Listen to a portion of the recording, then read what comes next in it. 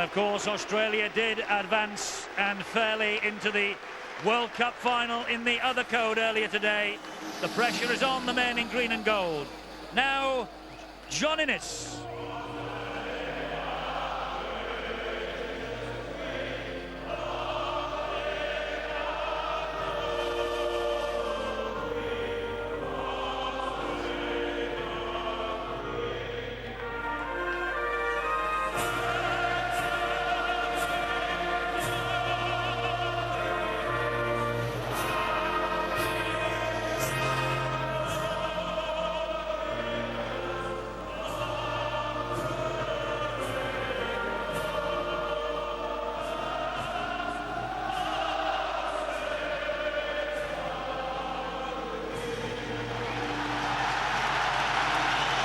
Well, if that doesn't inspire them, nothing will.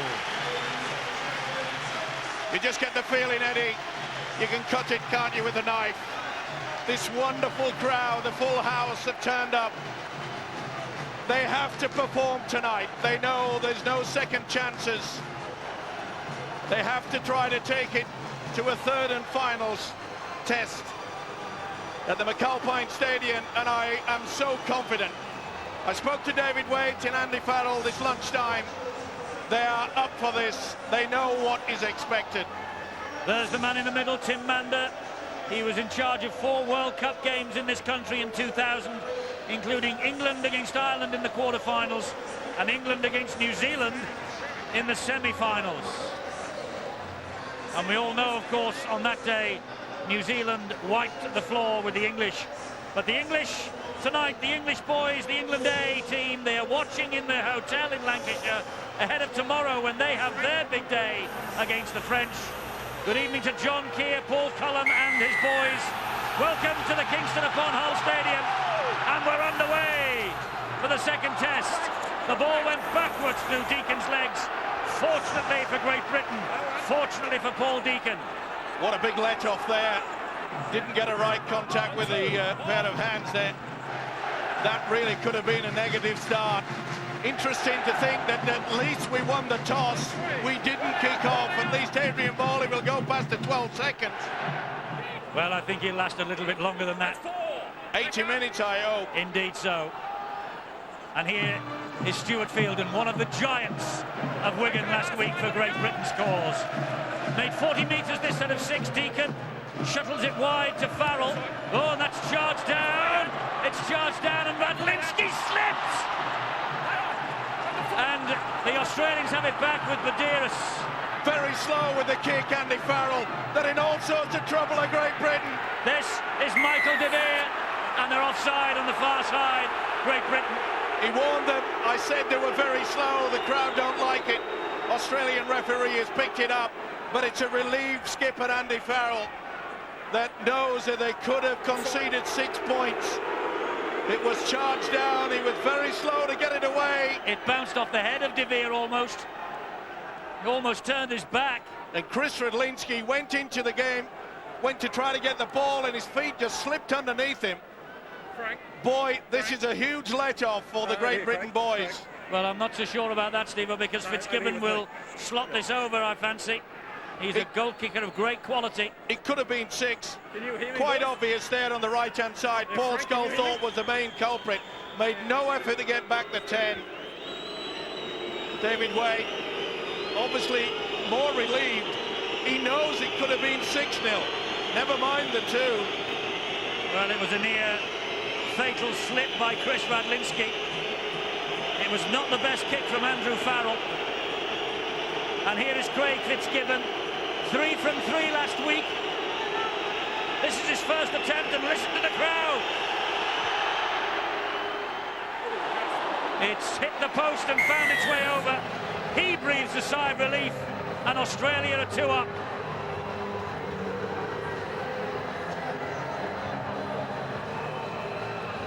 Well, the crowd did their best. It hit it full on the face of the post, but it still managed to find its way over the top of the bar. Fitzgibbon's boot. Great Britain 0, Australia 2. And Deacon restarts. Oh, and big error. Gower left it for Kearns, and the ball bounced dead. Drop out underneath the Australian sticks. Well, remember, it was Gower that came up with the error exactly in a similar situation after he just scored. Remember when it was a little halfback break, Kimmorley put in a beautiful pass to put Gower there.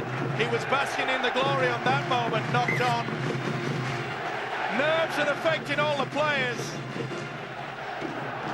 Underneath the dropout was Radlinski, and here comes Fielden again.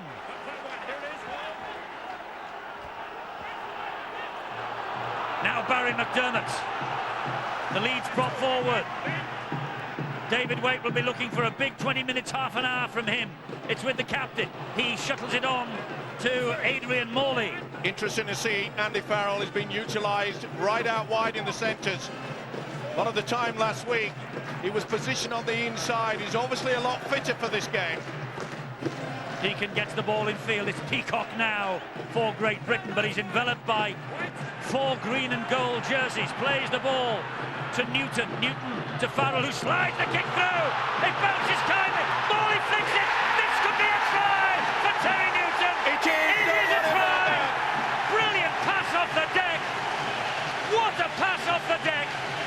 And Terry Newton comes up with a try, and it was Adrian Morley who got the pass away. Britain respond. Was it ever? What a superb piece of play. He was going down, knew he couldn't reach for the line, and just flipped it up with the right hand. What a pass, but what a wonderful weighted kick from Andy Farrell. He came up with a mistake, remember, a few moments ago when it was charged down. This is the error from Gower. No communication between the two Australian players. They expected a full kick towards the fullback. It bounced right. Look at that pass. Maybe 50-50 when you show it a little bit slower. But how quick thinking was that? Great support by Newton.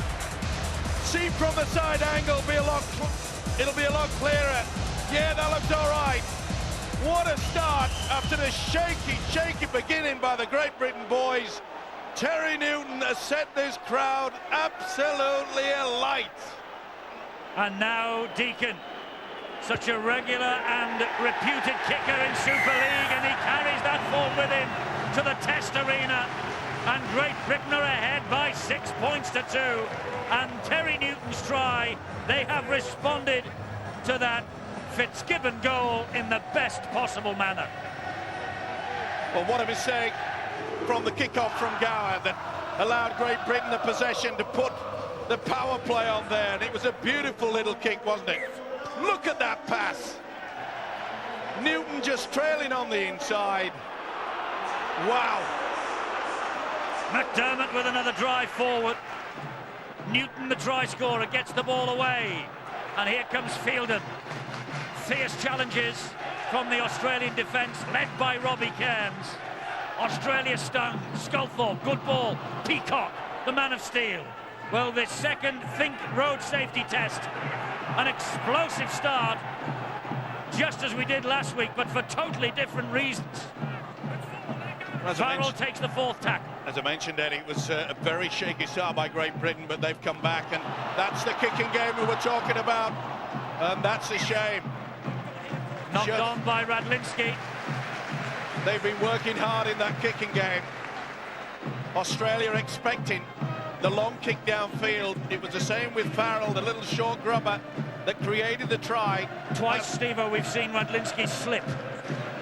Almost crucially, that nearly conceded a try, and there he slipped as he went for the little kick through. It's obviously he's got the very short studs. This is a very lush surface, though, here. Well, that's a big hit by Fielden on Steve Simpson. It's been very dry all through the day and windy, so therefore I can't really think that there's a lot of dampness out on the field of play. Webke just bounced off the challenge then from Morley. They are 30 metres away, Australia, with Badouris to Kimmorley.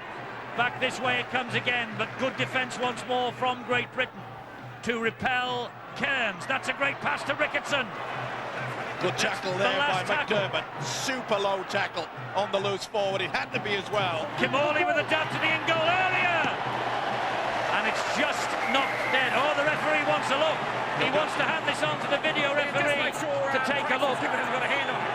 Just wants to check whether Fitzgibbon got a hand on it. Well, I think he just wants to sort out how to restart this game. It bobbled all over the place, didn't it? Oh, it's a good job that Deacons Booth got there. Just got there in time. Wow. That was ever so close. Well, Ian Alderton is tonight's video referee here for the second test. Be no try. No try. Goal line dropout. Fitzgibbon was hunting, though, and interestingly enough, we mentioned the boots and the studs. There's Chris Anderson, the Aussie coach. We mentioned the boots and the studs of Chris Radlinski.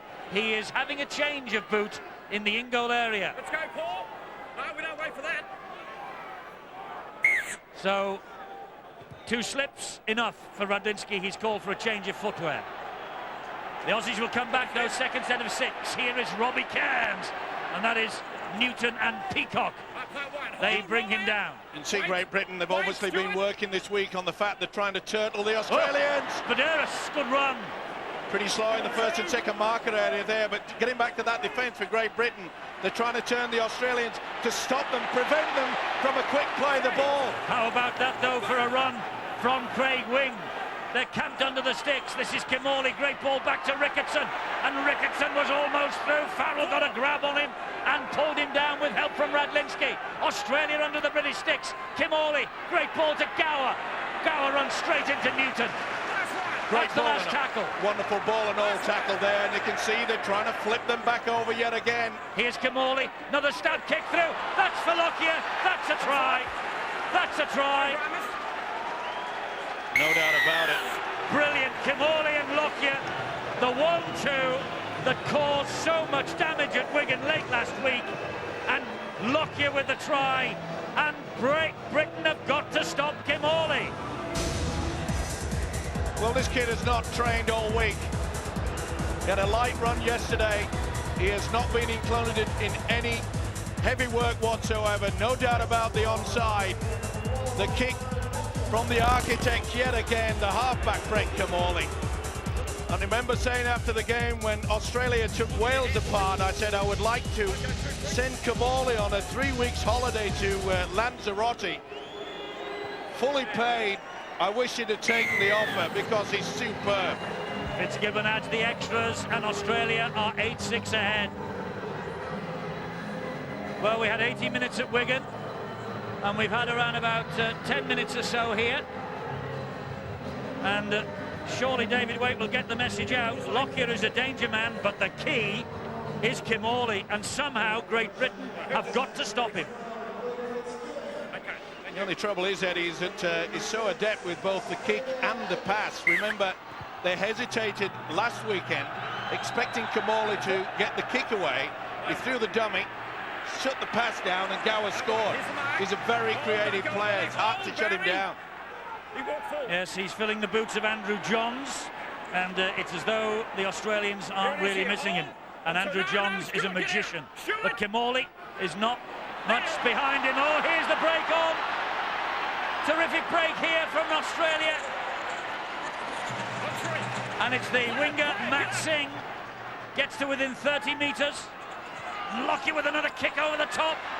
Deacon, he's on the light whitewash with his foot. It'll be head and feet at the scrum here to the Australians. Kicking early in the tackle count. Trying to catch the Great Britain defence. Great tactics. That was poor defence. Matt Singh, they went high on him. They've got to go low. He kept his cool. That was good play by the winger. He knew that possession was vital, and they were quick to play the ball. There was only Radlinski there. You can see that Great Britain was struggling. They hesitated. They didn't get into his face, and they may pay the price. Gower, tackled by Senior and Radlinski. Camped under the sticks again, Badeiros. This is Fitzgibbon. We've got to get out of the blocks a bit quicker than that. We've got to put the pressure on them. We're allowing them to dictate. Badeiros again. And Webke was tackled surely by Farrell. Well, that should be a penalty. He hit the deck. Tim Mander, the referee, says play on. And that's why they're in possession here with once again Craig Wing. Can Great Britain survive this set of 6? Kimorley. Wide ball, Lockyer, big hole for Lockyer to dab the ball into. I think that's over the line. It certainly is. That's over the line. Good effort though by Minicello. Oh, the referee wants another look. Well, he hasn't got it, I can assure you. It's in the whitewash first. Not much in it, but the official, he may as well use the video. Nothing wrong with the video screen to make sure. No doubt in my mind or anybody's mind that this will be NOTRY. But again, the kicking game, the short one, we saw it superbly played by Farrell. Now it's the Australians that are utilising it. Now here's McDermott again. 6-8 down, Great Britain. 12, 13 minutes almost of the test match gone. In possession here with Sculthorpe. And Sculthorpe looking to offload and does to Gary Connolly. Brian Carney, the hero of Wigan, and of course a former Hull player. But he never played on this ground. Not in the black and white of Hull anyway. Newton offloads. This is Fielding. Great ball round the corner, Deacon! Deacon! He has got Richard Horne with him, but he takes the tackle from Lockyer. A brilliant one it was too. He was running out of steam, did the right thing, made sure of possession. Got to get it wide if we can. Farrell skips away, gets the ball infield to Radlinski. Radlinski then back to Paul Sculthorpe. Sculthorpe on to Newton, quick hands then to Deacon. Here is Keith Senior. Horne's got inside it. Senior! Great run from Senior. It's 2 metres short on the last. Newton with the kick. Not a bad kick either, but just running, getting goal. Oh, and a nasty tumble. Craig Gowett, he'll bring them back. Not really, we didn't need that. Craig Gowett, the ball had already gone dead, and Craig Gowett's just trying to get avoided. Watch the push here. Just a little bit too strong, a bit of panic there. Not the best from Stuart Fielding.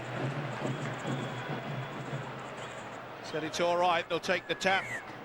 The referee just had a word with Stuart Fielding and then said it's not necessary.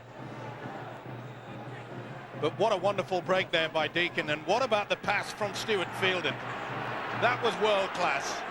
Talking of world class, here's one of the best front rowers in the world, Shane Webke. Well, Great Britain 5-2 ahead in the offloads, but behind on the scoreboard where it matters. Remember, July 2002, Australia beat Great Britain 64-10. They're now aiming to wrap up a 10th consecutive series win in this country. Another kick through. And Richard Horne, the hero of Hull. Can he be the hero of Great Britain? Tries to break the line. Had a wonderful game last week. So did this fellow, Carney. Let's go down after a quarter of an hour to Sean McRae. It's not a bad test again, Sean. No, it's a great start by both sides, Eddie. I think what's obvious from 7 days ago is the willingness of the Great Britain players to play the ball just that little bit quicker, and also their desire to offload. I guess when you're down 1-0 in a best-of-3 series, you must take the attack to the other team. There's a break now of Keith Senior. I think I'll let it get back to you, Eddie. Well, Senior, I'm afraid the pass wasn't the best. He passes one-handed, Steve-O. I know, it's but if you get away with it, you're the hero, Eddie. And they just make the wonderful break. It just shows that yet again, should have taken that.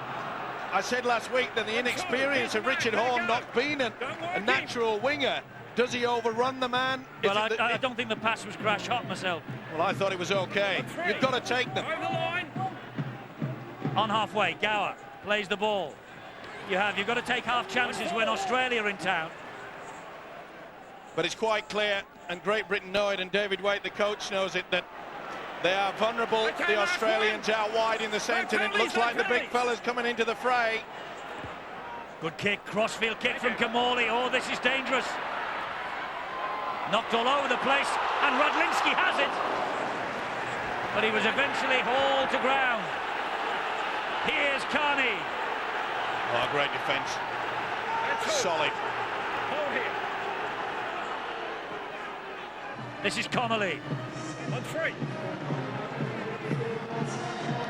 Good work from Gowan. On 4. Good work by the English forwards. They've got to really work hard in that department. They've got to try and suck the Australians down the centre. We've already spoken about the fact that Great Britain can get the ball out wide. Sculthorpe, dab kick. Radlinski's after this. Oh, it's hacked forward. Radlinski's chasing the kick ahead by Deacon. Radlinski will score. Radlinski will score. He'll give it to Ian Orton again. He wants to see if he's onside. Just make sure he's onside. That's what he wants to find out. No doubt about the grounding. Is he in front of the kicker? He's okay on that situation. It's from here now that it counts. Is he in front? Yes, he is. This will be no try. He's half a metre in front. There's not much in it, but I'm sad to say I'll be very surprised if this try is given. He's just a fraction in front. It looks as though he's going to be okay. Well, for those of you who thought that Steve-O was the man who got Adrian Morley sent off last week, Yeah, I've got no the video referee does not listen to our commentary and our comments, and that's the reason why the try is given. Radlinski, his first try in 9 Test matches against Australia. Chris Radlinski following the kick-up, and the try is given. Both sides utilising the little kick over the top. Beautiful place there by Sculthorpe. Deacon just got the crash to it. He knew he couldn't get to the ball. Beautiful bounce. Radlinski in for the try again. Well weighted. It is causing all sorts of trouble for the Australian defence. They don't normally utilise a sweeper, and the result is a TRY. Great Britain take the lead yet again. What a game! Yes, it has all the makings of a classic, and here is Deacon to try and add the extras, which he does. 12-8, Great Britain are ahead. We spoke so often last week about the lack of the kicking game. No doubt in my mind, David Waite and the Great Britain squad, they worked hard on just the short game, over the top. I mentioned the fact that Australia very rarely use a sweeper. They depend on the wingers dropping back late in the tackle count. And they've caught them out on a few occasions.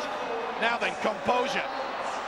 Get into a good position, then get a good kick away and make sure that the chase is solid. Well, we are watching the British Lions, but they are playing with bulldog spirit. And that's Anderson.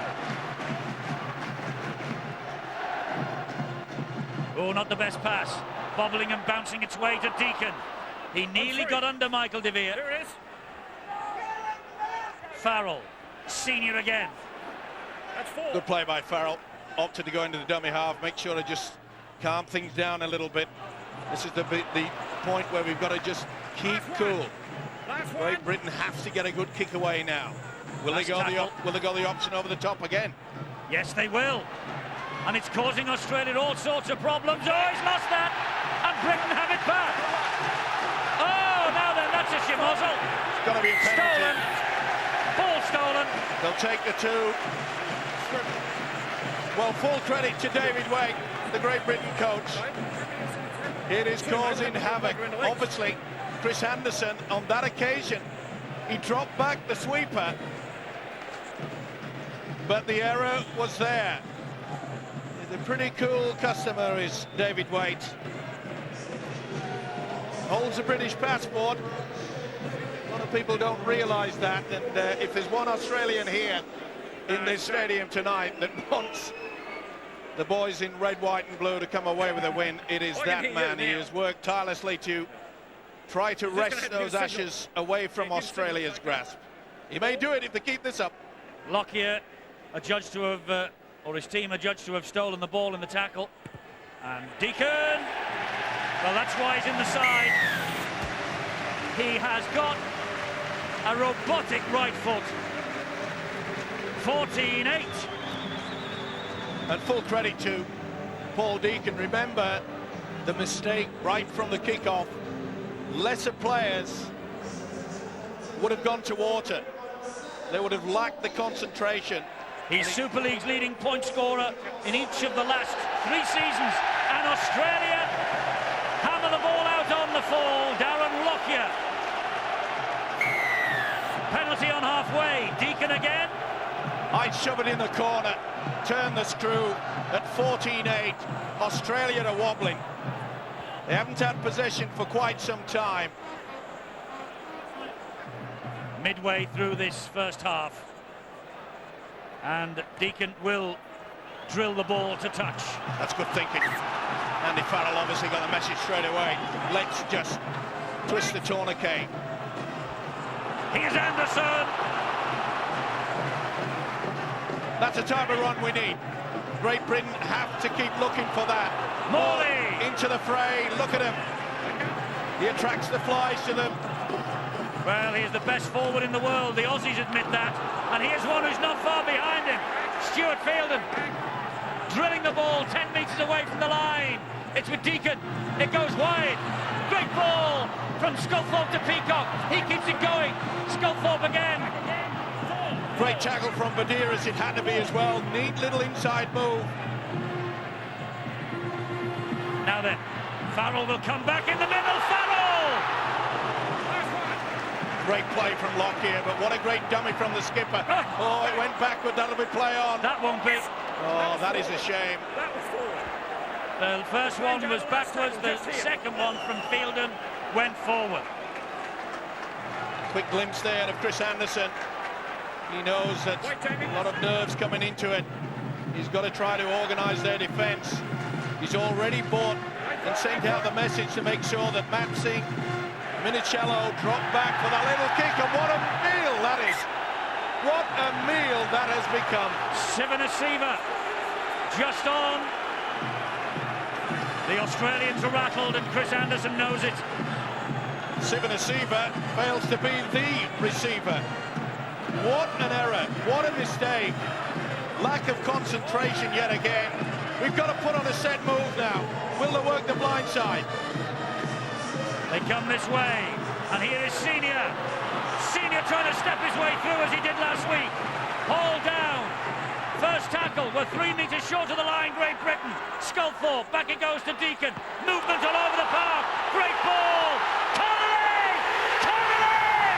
First try for Great Britain for Gary Connolly. Of this, his 31st cap. Gary Connolly has waited years and years for that. Equal caps now with the great Billy Boston. His international debut 12 years ago, and that's his first international try for Great Britain. Yet another error from the Australians. This occasion, the substitute, Sivanasiva, spill the ball, and from this position, Great Britain in a confident mood, using the dummy runners yet again. Big fella Anderson. Look at the ease that Connolly did that.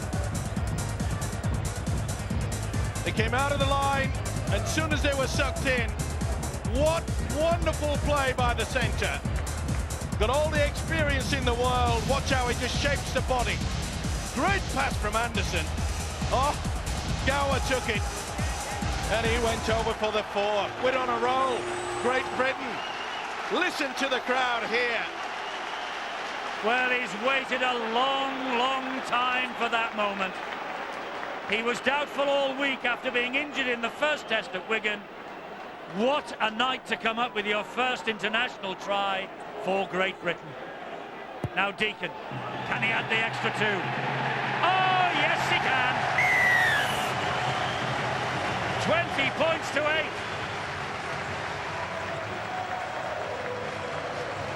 Good work from the forwards. Sucked in the Australian defence. Look at the open space there. There's only Gower that's going to stop him. And watch how he just throws the dummy back on the inside. Lockyer went far too high. Deep kick-off. Anderson, who has caused problems since the moment he stepped over the whitewash. The second Think Road safety test is swinging Britain's way at the moment. 20 points to 8. Long time to go, Sean. Yeah, it is, Eddie, but games are won certainly by territory, field position and possessions, and then taking your opportunities. And so far in 25 minutes, that's what Great Britain have done. They've starved Australia of possession, they've starved them of opportunities, and of course they've forced 1 or 2 errors, and there's been some unforced errors. Darren Lockyer kicking out on the full. The kicking game by Great Britain up until that kick has been superb. And the short kicking game has caused a lot of problems for the wingers and the fullbacks. They're actually making them come to the ball rather than getting the ball to the player, which is something they did in the first test. And I think that the back three returned the ball so well and so easily against Great Britain. An obvious change of tactic tonight, which has worked very well. It's upset the defensive pattern of the Australian side. And so far, it's paying magnificent dividends. Great Britain 20, thoroughly deserved. Australia needs some football. They need some possessions. They really haven't settled down to this game yet. And it's not quite catch-up time yet. A lot of patient players out there and players that have been in this position before. But it is worrying signs for them and something that they're going to have to address very, very quickly. Sean, the biggest problem I can see from the Australian point of view in their defensive lineup, they don't know whether it's going to be they're expecting the deep kick. But Great Britain, to their credit, they're doing the little short over the top and they're not having the sweeper there. Yeah, it's a great tactic, Steve-O, and of course most sides now don't play a sweeper. Most sides will play the halfback or the standoff up in the line and play that extra man there. Darren Lockyer possibly may be forced to play a little bit shorter, or maybe one of the wingers go a fraction deeper and Darren Lockyer have a more sort of roving commission. But it's something they're going to have to address because it's really worried them. I wouldn't be surprised, you know, Steve-O, if David Waite sends a message out saying we'll now start to kick deep. We'll change the tactic completely and we'll start kicking deep, and that might throw them off completely. Well, the Australians have got some territory here now. That's 4 tackles gone. They're 8 metres away from the line. And this is a little dart here from Danny Badiris. And the British defence stands firm for 5. Can they hold on for the last? They're all stood offside there. And there's the kick from Kimmorley again. Off the post, and Radlinski was alert to it. And he did well. Bobbled all over the place. Kimmorley's a magician with the boot. Neat little kick there. Out of my mind that he was actually aiming for that ball. Looked to be as he was taken out of the action after he's kicked the ball, not seen by any official, but good work from the fullback Radlinski. Kept a watchful eye on the ball, but I must say that it appeared to me that Kimmorley was taken out pretty late. High drop out from Deacon. It bounces a little unkindly for Gower. It gives Great Britain a second or 2 more vitally to get up onto him and close him down. It's the second goal line dropout the Aussies have forced. Sivanasiva bounces off one. Good job that Sculthorpe was there. He wasn't tackled initially. And here is Fitzgibbon now for the Aussies. On 3. I must say good credit to the referee Tim Mander, the Australian. He's giving them plenty of space, making sure both sides can play attractive football. And Ricketson puts the ball down, and the referee will put the scrum down because there is no advantage to Great Britain. Big hit from Morley as well. Boom. Put their pressure on. That's what's needed. He went first and then certainly got to him, the captain.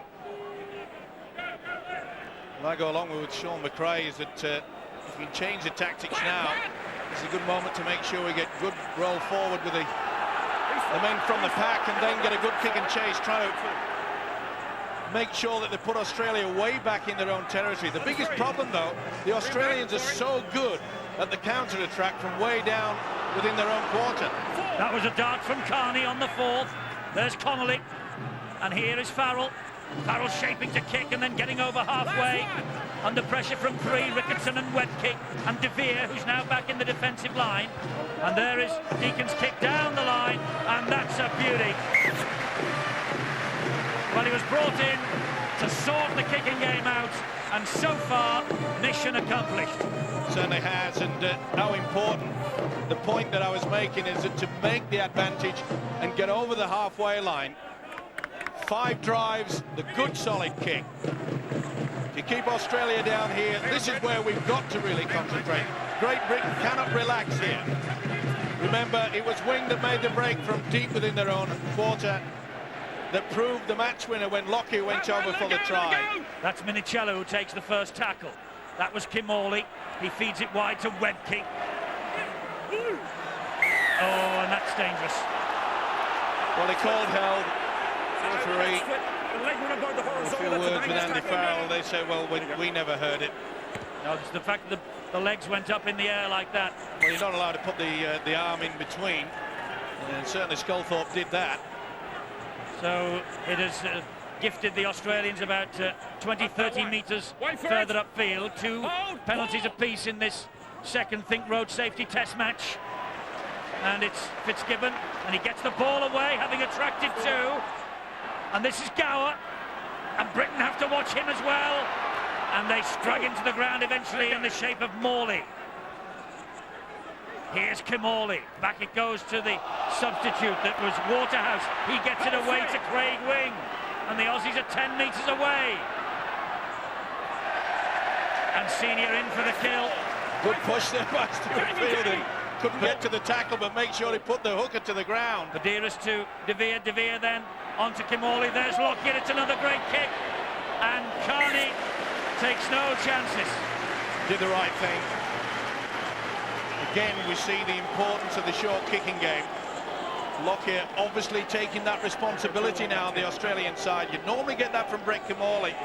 That gives me some indication that we knew Kimorley was going into this game with an injury problem. They're obviously trying to take the responsibility of the kicking game away. Darren Lockyer, no stranger to that department, but I must say that this Great Britain side, they look stronger. They're taking control in the forwards. That's always a good sign. Well, that's a poor kick though to Lockyer. Lockyer tips it inside.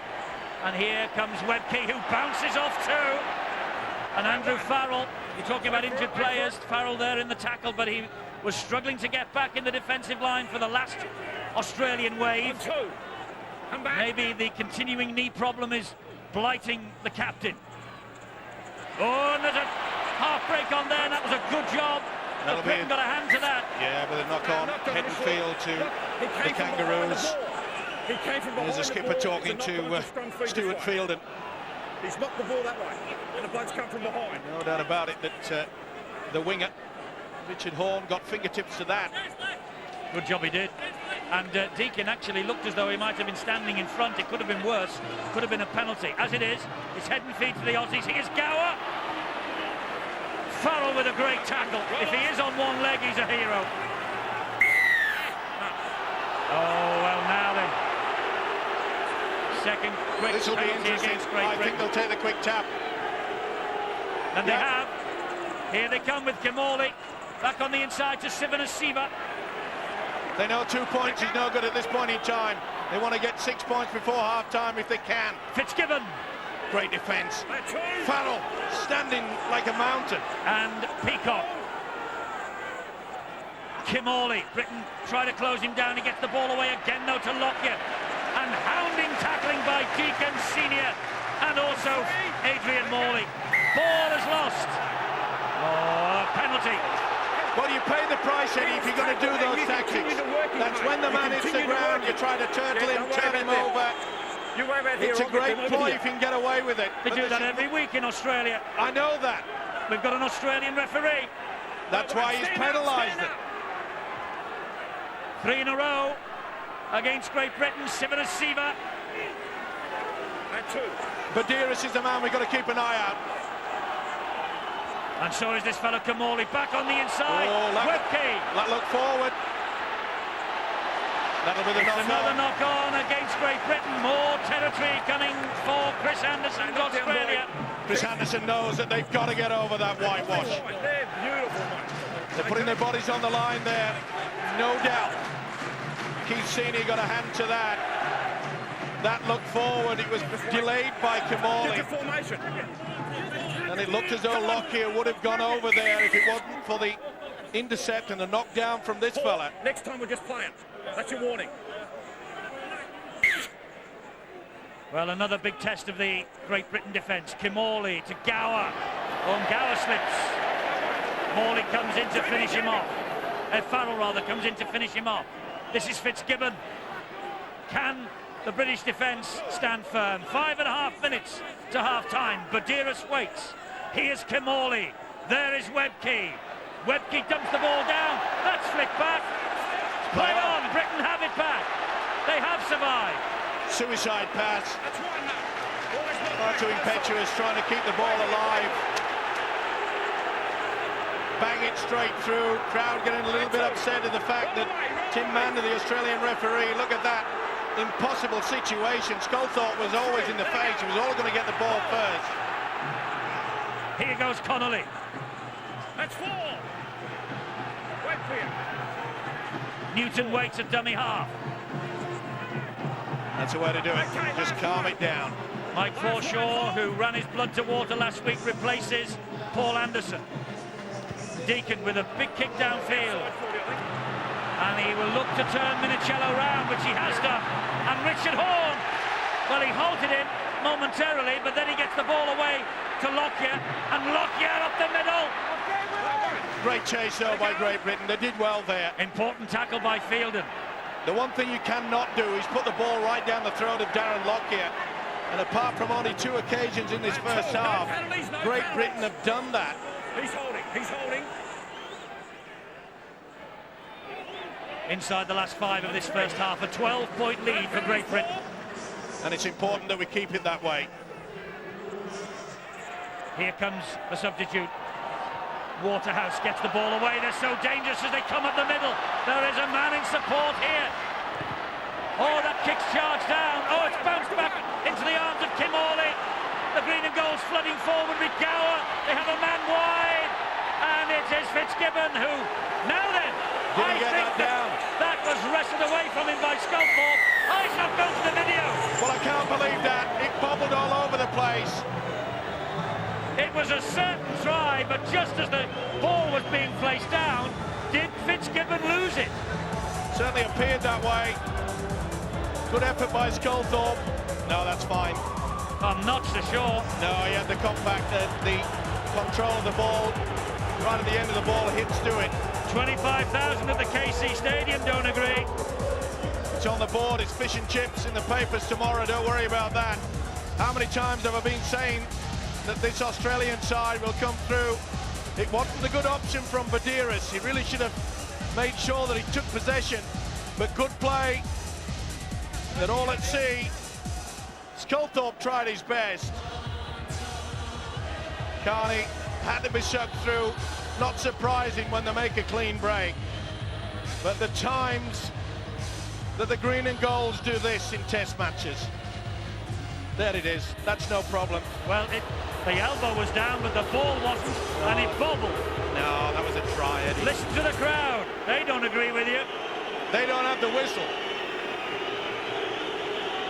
I don't want it to be a try any more than you do, don't worry. But you've got to be fair, and that was a fair try. Fitzgibbon has missed it. His try, he doesn't convert it. It's 20 points to 12. We all want to be fair, Steve-O. There's no question of that. But there was an element of doubt, and I just question why Tim Mander didn't go to the video referee. There was an element of doubt about Brian Carney's try last week. We said no try. The video referee said otherwise. Well, we haven't seen much attacking play from the Australian hooker, Danny Badiris, but we saw the quality and class came out there. All right, he got the benefit. Wasn't the best attempt at the kick. It ricocheted away, and the rest is history. 4 points on the board. What a game this is turning out to be. Indeed, and I hope belatedly we welcome our viewers in Australia on Channel 9, who are all no doubt up early in the morning and celebrating one Australian victory yesterday, and they're probably screaming at these 2 very biased Poms that they're listening to right now. That's 4. But 20 points to 12, Great Britain lead. Oh, lovely kick from Kim Hawley. The man's a genius. And it's a fortunate thing that Craig Wing could not take that pass in. Kim Hawley, though, is magnificent. Super kick over the top, isn't he? Got a great box of tricks, this fella. He should have taken that, Craig Wing. There is a medal, Steve-O, that's been struck by the Rugby Football League to commemorate Alan Prescott, the late great British Lion. And that will go to the man of the series. And at the moment, Brett Kim Hawley is on his way to winning it. But this is Mike Forshaw. Well, we're midway through the series. A few seconds remaining. Drop goal attempt from Farrell. Has it got the legs? No, just underneath the bar. Not a bad option, though. No, because he knows there'll be no time to restart this match. And Britain will have an 8-point lead at the half-time siren. David Waite makes his way down with Brian Noble to greet Paul Sculthorpe and company. Gary Connolly's first try in 31 tests. That's the story of the first half.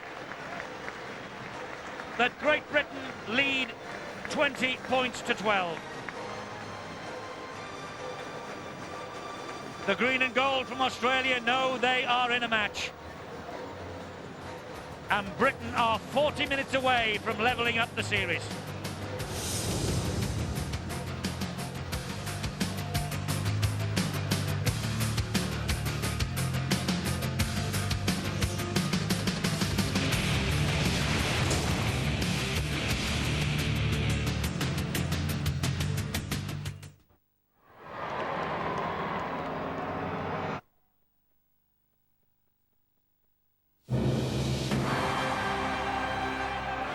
The giants of European club rugby are coming your way.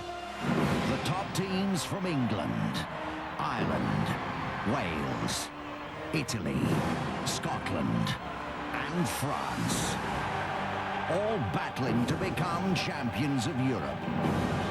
The Heineken Cup, coming soon to Sky Sports.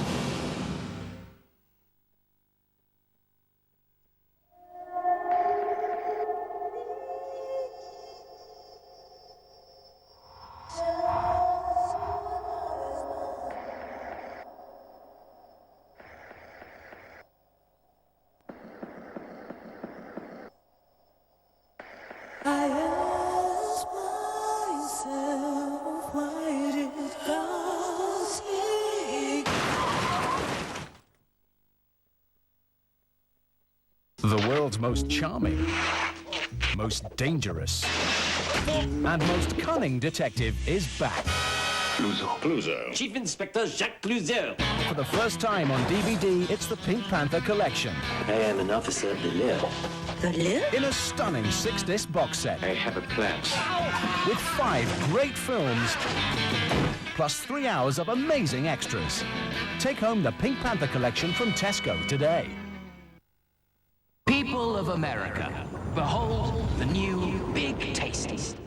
I'm up here with it. You're down there without it. Juicy beef, yummy cheese, crunchy lettuce, onions, and tomato, which all adds up to one big, tasty British burger. Sorry, America, but this one's only for us Brits. I'm loving it. Sorry you're not.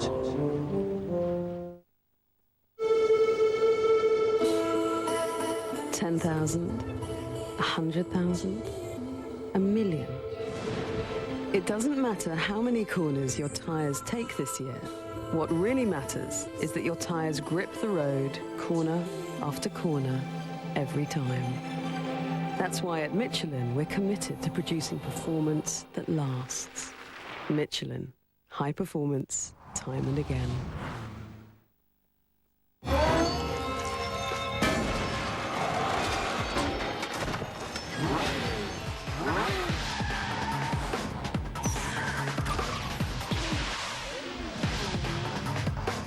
Own the night. Need for Speed Underground. EA Games. Challenge everything. The new Vauxhall Mariva. 2 worlds in one car. With twin audio, so we get the radio. While we listen to our CDs. And flexible seating. So our babysitter can come too. The new Mariva from Vauxhall. This Christmas, the Carphone Warehouse is bursting with great deals. Bring in your old phone, and right now you can get a Siemens A50 pay-as-you-go phone from as little as $29.99.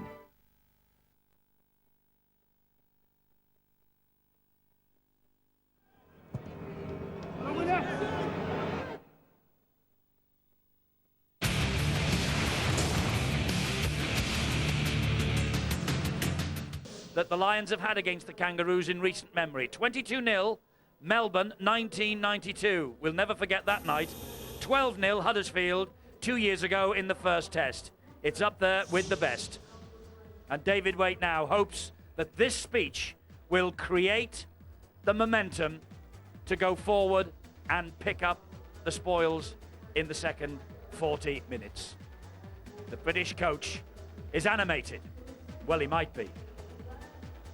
Just down the corridor in the Australian dressing room, Chris Anderson, trying to rally his troops, knows that they are in a real battle, and Great Britain have taken it to them. They trailed, remember, Great Britain 2-0, conceding the penalty early, but they fought back, and there has been real bulldog spirit on show by Great Britain here in front of a packed house at the KC Communication Stadium in Hull. Terrific night so far, but can Great Britain now push on and win this second test? Can they? Yeah, of course they can. It's good, isn't it? Great, especially if they're a pommy. But full credit, though, to the Australians. They put us under pressure right at the start, but the Great Britain side, they've taken control. A lot more aggression in the forwards. A lot better than what the Australians have thrown. And if there's any danger, it's going to be out in the three quarters. We got off to a poor start. The mistake by Deacon, it went backwards. Then we got away with that. Farrell very, very slow to get the kick away. Luckily, we did not concede a try, and it was the beautiful mistake from Gower. And I know I shouldn't say that, but lack of communication between the two Australians, and from that scrum, look at the pass from Morley. This will go down in the history of Ashes series as one of the great passes. I think it even surprised Adrian himself. Newton in for the try. Then there was a no try. Deacon just got there before Fitzgibbon did. Oh, very close indeed, under pressure. Kicking game from both sides at that time. Superb. And it was a kick yet again from this man Kamali. He's outstanding. Lockyer knew exactly where it was going to him. Then the kick through yet again. And just a little bit too late there. Got very, very close indeed. Just on the whitewash. Every man in this stadium and woman, and the pass from Fielden, they lifted. Deacon did the right thing. Make sure you keep possession. That is something that you must do. And from that, they came through with yet another superb play. Look at the kick over the top. All right, a little bit of luck here. The kick ricocheted, and Redlinski in for the try there. Maybe a hint that he was just in front. Video referee said that. Sivanasiva came up with a really bad error. That's the second one near their own line. Remember, Gower conceded the try, and it wasn't surprising. You could see there that the Australian defence, Connolly, just threw the dummy. There was no way they were going to stop him. And when we just thought that we were in control of this game, it was the Badiras break that put them in this position. And Eddie said that he'd lost the football over there, but sadly, I would have to disagree with that. He appeared to get the ball down and then lost it. We've still got a long way to go. Great Britain really have to keep their concentration for the next 40 minutes. They cannot rest. The defence is good. The forwards have laid the platform. The little kick over the top, it's been a master move, hasn't it, to put Paul Deacon out there to start this game, and he has showed his coach what he can do. Yes, terrific. But, you know, I will come back to that last try from Craig Fitzgibbon again and again. The referee went for two other would-be tries for Australia. One that was over the whitewash in the in-goal area, one for Fitzgibbon where he was stretching for a kick through. Why didn't he just at least ask Ian Ollerton to take a look at that last Craig Fitzgibbon try? Sean McRae, I will ask the question of you. Should that have been handed on to the video referee? Because I'm convinced that was a bobble as the ball was put down. I think there's enough doubt there, Eddie, and I think that's if the referee has that facility, and you know, he's been to the screen already tonight on a number of occasions. Why not ask? It's time off. It's not going to take any more time up in the game, and I can't see any reason why not. Obviously, he's got an all clear from the touch judges. He was happier with it. I think there's an element of doubt, but I think the try probably would have been given. So, but I still agree with you, Eddie, which is pretty normal anyway. I just think the ball goes down here. There's downward pressure there. Then it appears to come loose. I think the try would have been given, but I certainly would have gone and asked about it. That's for sure. Look, I've got to say the Great Britain performance has been outstanding for 40 minutes. Spoke about it just as we came on the air and came on the coverage about improving the kicking game and improving discipline. And they've certainly got both of those right tonight for 40 minutes anyway. If they can get it right for the next 40 minutes, I'll win this ball game. I don't think there's any doubt about it. The outstanding feature to me, though, has been their numbers in the tackle. Their defence has been very good.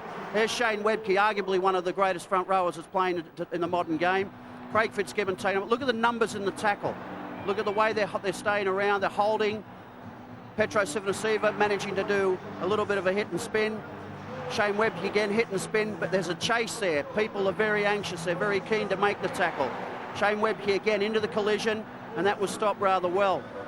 And that, to me, has been a feature of the Great Britain side tonight. They've the ability to get numbers in the tackle, slow the play the ball down, and they've really put Australia off their game. You know, things like Darren Lockyer kicking out on the full, Craig Gower not taking the ball on the full from a kick-off receive. Little things like that can really put you off, and you've got to be special players to be able to come back from that type of problem.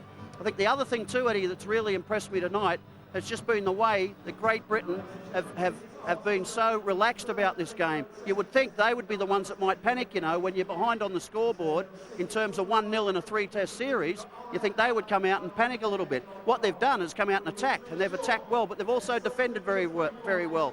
I would expect that to be able to maintain for 40 minutes. Maybe they'll force Australia to play catch-up. Maybe then you start to see intercepts and all sorts. Just one quick one about the ground.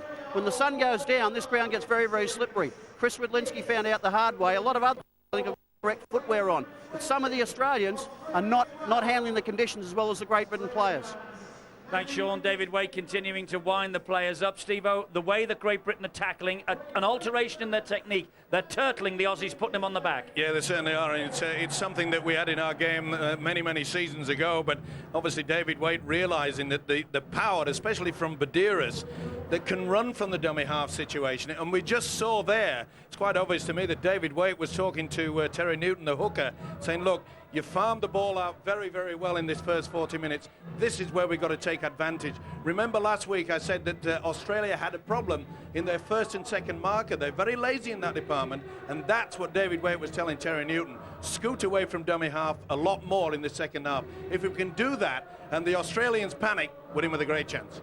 10, 15 minutes, absolutely crucial at the start of this second half. Great Britain are ahead, but by 8 points, and the biggest 40 minutes of the year is coming up after this break.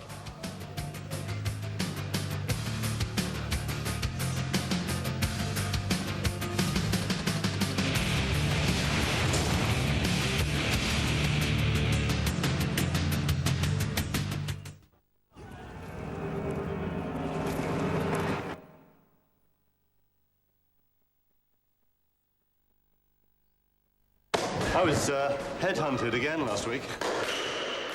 Well, I've definitely been earmarked for the board. In fact, I've quadrupled my turnover inside 5 years. Can I give anyone a lift?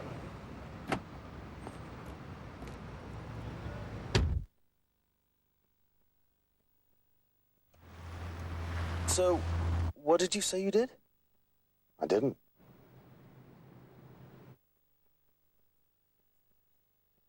Half price at Curry's, a Belling double oven and gas hob. For stress-free Christmas, now only $3.99. Half price? Love, you said you'd deal with this credit card balance. It's sort of scary. Yeah. We hardly even notice it anymore, do we? A balance you leave hanging around can become a pain. Get a rate that starts low and stays low by transferring your balance when you take out a Capital One no-hassle Platinum card. Bite this, Vampy. I've transferred to Capital One. What's in your wallet? Glamorous photos? Not my style. Showing off in a convertible? What for? Spending hours on my looks? No way. Hugo, your fragrance, your rules. Which lasts longer, Duracell or those ordinary zinc carbon batteries? In tests, ordinary zinc carbon batteries just can't keep up. No matter what they try, Duracell always wins. Duracell lasts longer, much longer. Now the bottoms of all Duracell batteries are color-coded to help you find the one you want.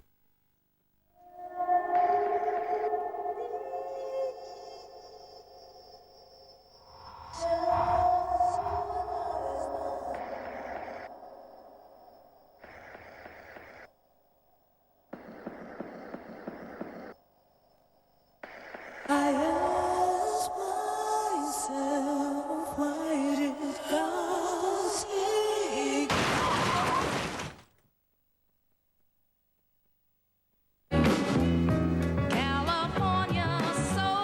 New freshly prepared chicken salad from KFC, only $2.99.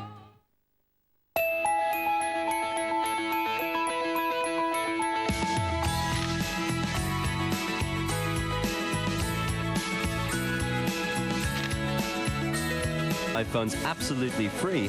Everyone's seeing Christmas differently.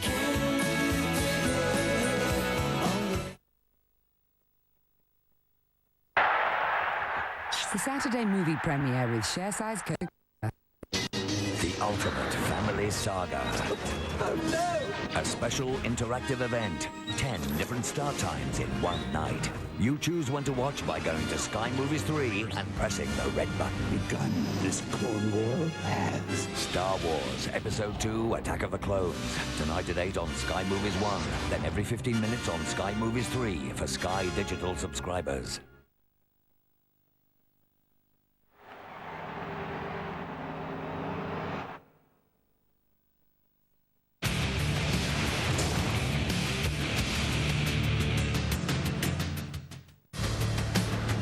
We have an international double football bill tomorrow from 3 o'clock. David Beckham is back at Old Trafford to lead England against Denmark.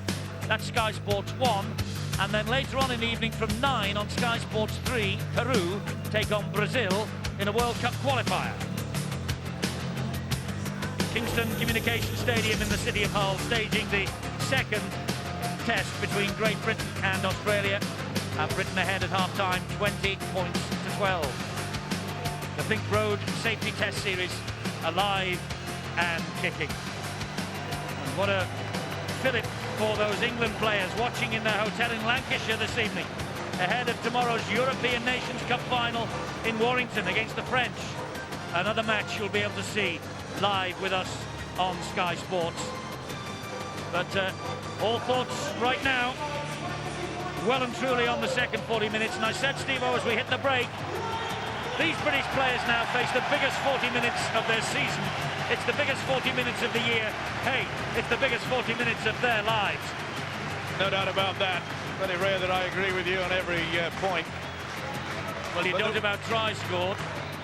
Don't bring that up. It's already on the scoreboard. And that is something that we have to put to one side. We've got to be positive. We cannot just hang back and think that we can rest on this 8-point lead. We can't. I've said that the Australians by attacking them. Yes, you've got to. You've got to keep applying that pressure that we did in the first 40. Look, Chris Anderson realises that the forwards are not working as a unit. They're not being as aggressive. They're not getting over the advantage line. And therefore, they're not giving the opportunities for the three-quarter line. He'll have been working on that in the half-time break. They will be trying to keep this ball alive. And they'll make sure that the forwards work hard. But at this point in time, Great Britain, they're winning in all departments. And Kevin Sinfield is on at the start of this second half. Great kick-off underneath it, Craig Wing. Good chase from Great Britain as well. Matt Singh is the dummy half into centre field, enveloped by Barry McDermott and Stuart Fielden. This is Fitzgibbon. Great Britain know the danger of Fitzgibbon and Kim Hawley and Lockyer. Medeiros, not a bad player either. There is Kim Hawley with a kick downfield. And it's straight into the arms of Chris Radlinski on the bounce. Britain will counter, launch the first attack of their second half. Let's go down to the side. Half-time news. Chris with the Aussies, Bill with the Brits. Eddie, two key areas for Great Britain as far as coach David Waite is concerned. They've got to tighten up on the mark of defence, where the Australians have found one or two gaps in that first 40 minutes, and they've got to try and bottle up some of these offloads that have also caused them a lot of damage. Those are two areas they're going to be targeting. Kicking game, very impressed with, and they want to maintain that. And they also know the opening 10-15 minutes of this second half are crucial to Great Britain's prospects in this Ashes series. Let's hear the Australian viewpoint, Chris. Well, the word from the Australian camp, as you'd expect, is all about composure and patience. They did it last week, and it took some brilliance from Craig Wing and Lockyer to get them out of trouble. They'll be hoping for the same here tonight. On the injury front, all is fine. A lot different to last week at the JJB. This time last week, about 3 or 4 thought they were in Disneyland. But the word is composure and patience. They know they've got the ability to get themselves out of trouble, but they must pick up their completion rate. They are a little bit concerned. They know that there's talent in the Great Britain kicking ranks, particularly in the short kicking game, so all eyes are on Paul Deacon. Steve-O, the first kick from Paul Deacon, straight down the throat of Darren Lockyer. Oh, that's a big hit, and that's a great offload to Willie Mason. But is it just the fact that Lockyer is such a great full-back that for every kick downfield, he seems to be in exactly the right position at exactly the right time? Well, it wasn't the best kick. I must say that you've got to make sure you turn them around because he's got so much speed. You have to split. You've got to get the ball in that area where both the winger and the full-back are converging at the same time. Maybe they can come up with an error. Maybe if he'd applied the pressure. They've got to get it right. There's Kevin Sinfield, first touch of the Test series for him. New 5-year deal with the Leeds Rhinos, safely locked away. And this now is Senior, his Leeds teammate. Sinfield in at dummy half. Now Barry McDermott, Leeds trio there. McDermott gets Great Britain to halfway on the last. Sinfield again. Back it goes to Deacon. Deacon will drill the kick downfield. This time it bobbles a couple of times before it's picked up by Minicello. Minicello coming across field. Great hit by Connolly. Not only did the tackle, spun him around, drove him into the ground. Let it go, let it go. Lockyer gets the ball away to Fitzgibbon. Fitzgibbon offloads to Lockyer. Ball went backwards, play on. Here is Gower. Here is Lockyer. Dancing little run again. Oh, that's good defence. And it was Minicello. They kept their ground there, Great Britain. Didn't panic. Wait for it. Wait. Badiris. Infield it comes again. Oh, that's another big hit. That's 4. Roll off. Hold. 2 players out wide. Great Britain are forcing. They're just squeezing the Australians. Oh, they've got away with it again. They have, and this is Lockyer. Oh, Lockyer has slipped the net once more. He's got players out wide and inside him. And that ball is lost, and it's play on, and Webke is trapped. Crowd don't like it. Referee's got it spot on. Badiris. Gower. Kimorley again. And Richard Horne just shuttles the ball dead. And the crowd on the back of the referee, Tim Mander. Well, very fortunate play. Very scrappy indeed, and the Kangaroos got away with it so many times. But Kimorley creates so much. Certainly does, and they went far too high on this fella. Good support play, but we got back exceptionally well. Minicello knew he couldn't go any further. They're booing the official, but he got it spot on. Just a little bit of a fumble there from Richard Horne. Drop out from underneath the British sticks again then. Has to be a good one. It's on the bounce to Lockyer. He then tips it infield again to Shane Webke. And that's a big hit by Morley, totally legal. 30 metres away, the Aussies, Fitzgibbon, Gower, and Gower clattered by Paul Sculthorpe. Here now is Craig Wing. Morley, great harassing. Badiris, they'll come down the short side, then they switch the direction to Lockyer. And Kimorley, again the ball, oh well. I was about to say, again the ball went backwards, and Mr. Mander gets a standing ovation from 25,000 in Hull. I think we got the benefit of the doubt there, but he just bobbled it in front. Remember, you knock on, it was good work there by Barry McDermott. And once you have the ball dislodged, have to hit the ground, as soon as it moves and hits the opposition, it's got to be deemed a knock on. Deacon, the dummy half. Farrell, they close him down so quickly. A lot more pressure being applied now by the Australian forwards. Really in the first half there was only Shane Wetke that really came to the fore and was taking it to the Great Britain side. Sinfield, McDermott needs another big 20 minutes or so from Barry McDermott. David Waite. Sinfield. Fielder. Big hit by Willie Mason. That's great defence from the Aussies. Sinfield. Farrell, high kick. Oh, it's out on the full. He holds his head in his hands, and Adrian Morley comes to the sideline. Well, disappointed, the Great Britain captain, but so is his coach. Yeah, but really, he shouldn't show that sort of emotion. You know, get on with it. This is De Vere. Don't give the opposition any inkling that you perhaps are not getting things right. Willie Mason. Now it's Australia, they're getting across that advantage line. That's what they lacked in the first half. Badeiras, Kimmorley again. Kimmorley! Magnificent. Absolutely magnificent. Brett Kimmorley. He has got so much faith in his ability, and he is producing it on this tour. His pass created Gower's try last week. He was man of the match in 1999 in the win for Melbourne in the World Cup Club Championship, and it all came about as a result of that shocking kick from Andy Farrell. Not only that, the body language was poor, communication in the defensive line was even worse, but full credit to Kimmorley. I offered this guy after they thrashed Wales a couple of weeks ago. I said I'd pay for his trip to Lanzarote for 3 weeks, all expenses paid. I wish he'd have accepted my offer. He has been superb. A real thorn in the side. And Fitzgibbon now to add the extras, and that is academic. He missed one for the first time on this tour in the first half, but he's added the extras here, and the gap now is down to 2. Australia fighting back, and there is the man from Cronulla via Melbourne, Hunter Mariners. Remember him in the 97 Super League World Club Championship. Brett Kimmorley announced his appearance on the international stage then.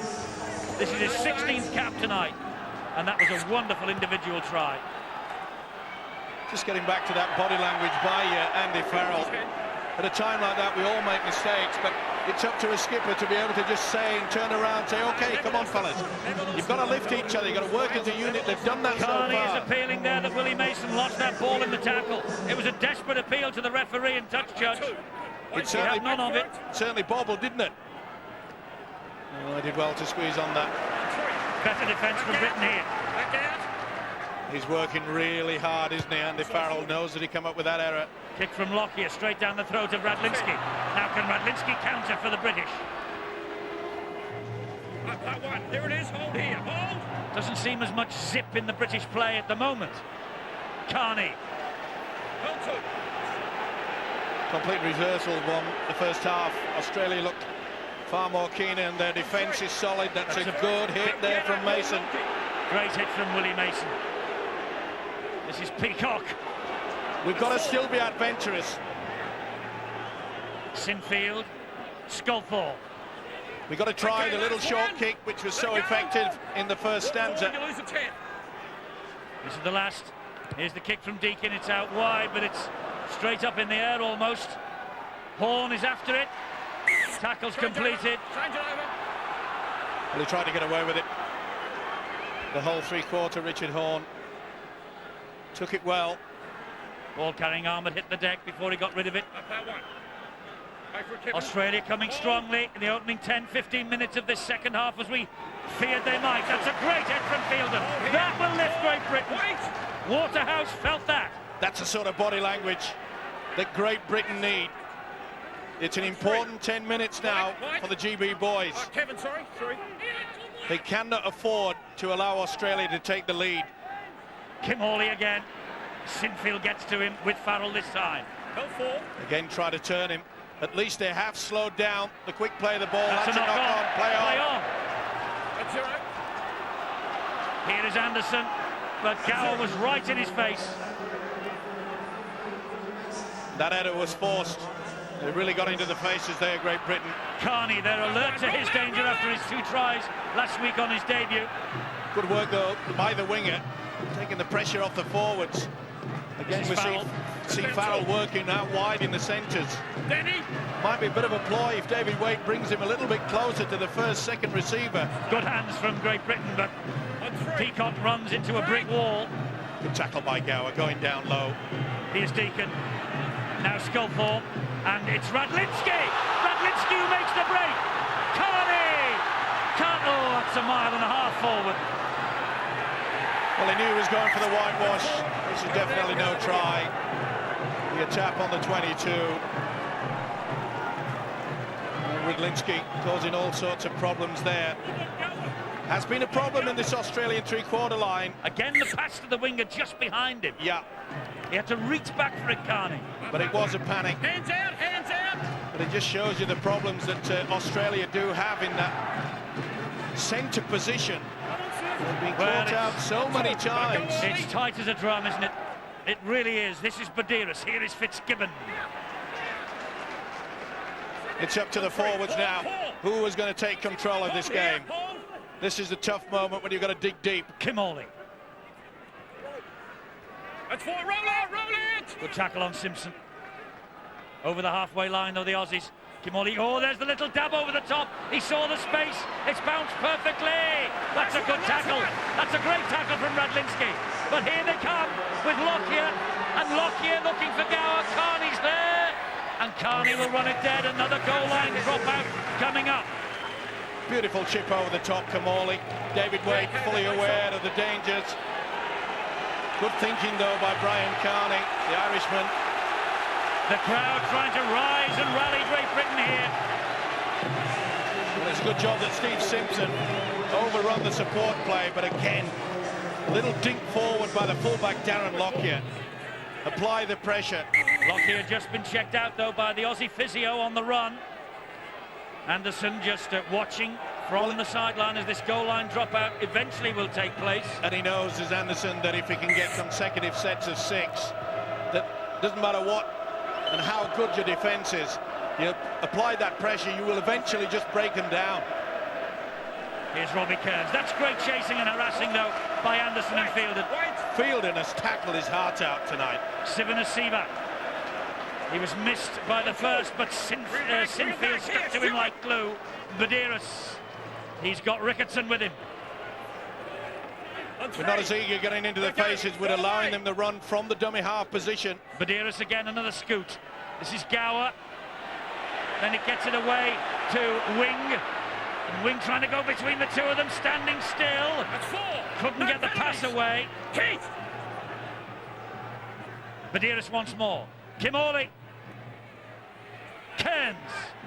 Halted on the last, 11 metres away from the line. Australians doing the inside pass very, very well. They're running the angles at the moment. Kimorley. Oh, that was a big let off there from Great Britain. They were bobbling around all over the place. The big fella, Paul Anderson. Scrum feed to Great Britain. That was a get-out-of-jail card that Britain played. Was it ever? Good dummy, and there you see, came off the feet of Farrell. Anderson scooped onto it, and that would have been play on. And I'm just looking at the body language now of the Great Britain lads.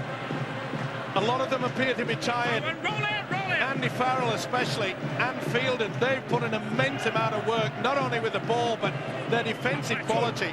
Let's hope that we're not going to capitulate yet again late in this game. Oh, that ball is lost. Went backwards. No, play on. Knock on. No, knock on. A few of the players now starting to question the official. Tim Manda. Put that to one side. You've got to start digging deep. No doubt about it, he lost control of it. In a very dangerous position. Tense times for David Waite. Well, he was bleeding from the sideline there. It went backwards. But this is a Mini crisis for Great Britain. Lockyer, he almost skipped inside Sculthorpe, who eventually spun him to the ground. Quick play the ball, and that's Peacock trying to get Wing down. First and second markers, Great Britain not working hard. Badeiros off the deck. This is Kearns. Watch for the inside pass from Kamali. Let it go. Will Lockyer be on the inside of this? Badeiros. Here's Kamali. Back it comes. A drive forward. Hands out. Badeiros again. Kamali once more. Kamali! They're standing off him. Eventually they haul him down. Last one. Wonderful defence there. How on earth did they stop Kamali scoring? Well done, Carney. Takes the interception. Read that perfectly. Took a huge gamble. Came off the whitewash. This was try time if he never got to that. Lockyer couldn't see him coming. It paid off. Crowd screaming for Tim Mandert to penalise the Australians for offside. Connolly drives it forward a bit more. Carney, Deacon, long pass, plucked out of the air by Farrell. He gives it then to Senior. Senior just ankle tapped by De Vere. Richard Hall. That was try time. De Vere just got a hand to the leg. Britain are taking the chance. Sinfield with a kick to the corner. There's no Carney though. Lockyer's going to have to run it back. And that's a terrific chase by Carney. Great play! Great play, Carney and Peacock. That will lift the British spirits. That will lift the British supporters. Carney was 40 metres away from this. Now there wasn't a hint of obstruction there.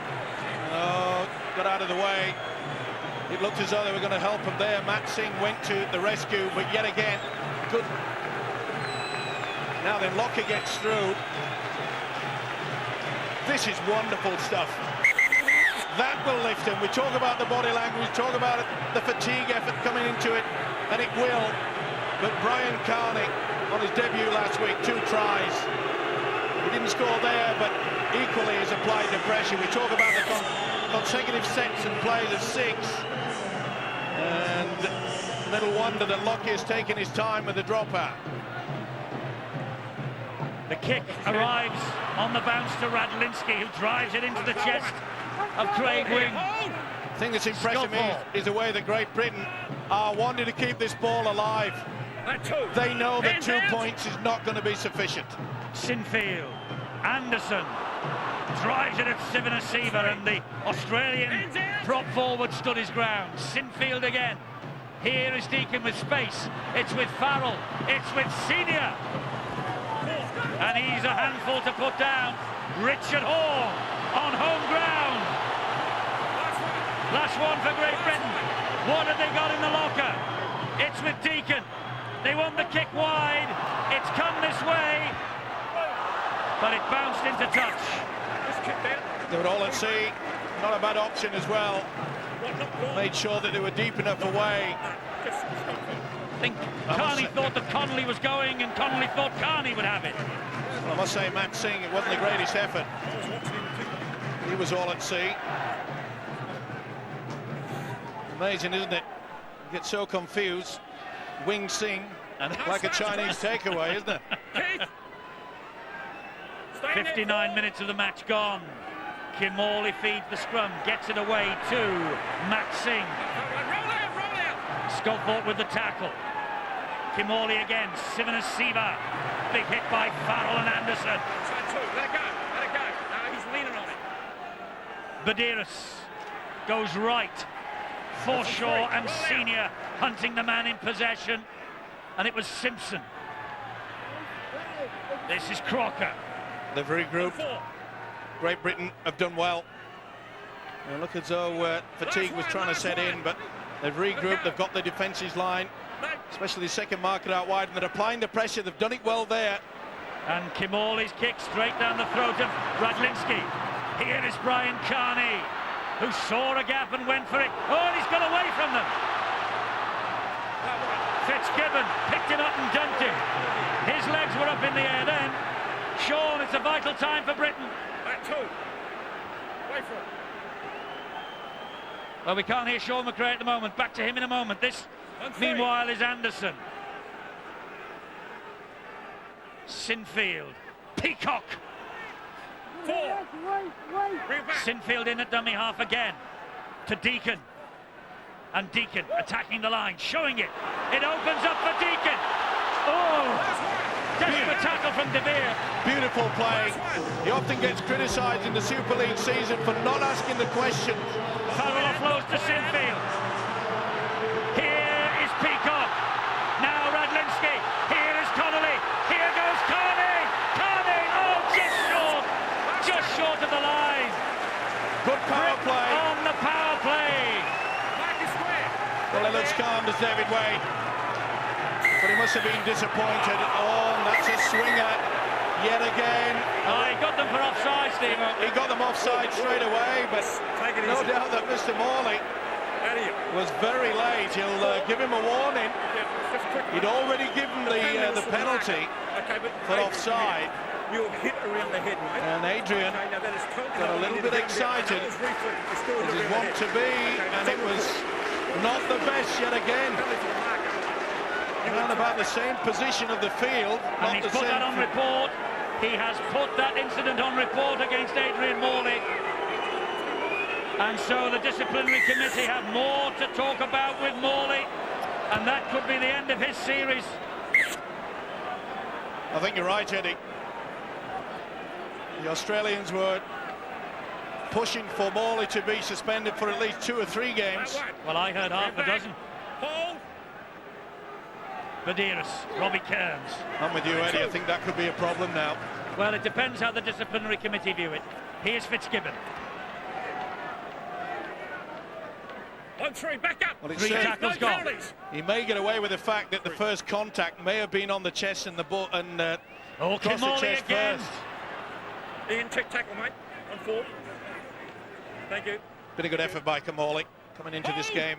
He's got a problem with an there. injury. It's Craig Wing. Brian Carney. Kit Morley again, Okay, but great tackle that time by Peacock. Last tackle for Australia. Here is Lockyer. He'll hoist the kick wide. They looked all offside out there. In touch, says the touch judge. It's not done by Great Britain. Oh, he's going to give it a head and feed for Australia. There's a knock on here. Oh, he's deemed it Richard Horne. Well, this is a big call.